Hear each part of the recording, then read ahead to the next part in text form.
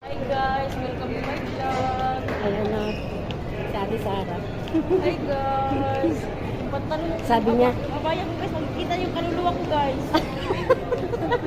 Guys, makikita na yung kaluluwa ko.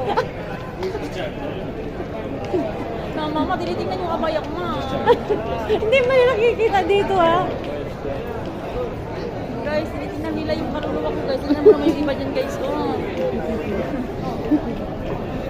Brother.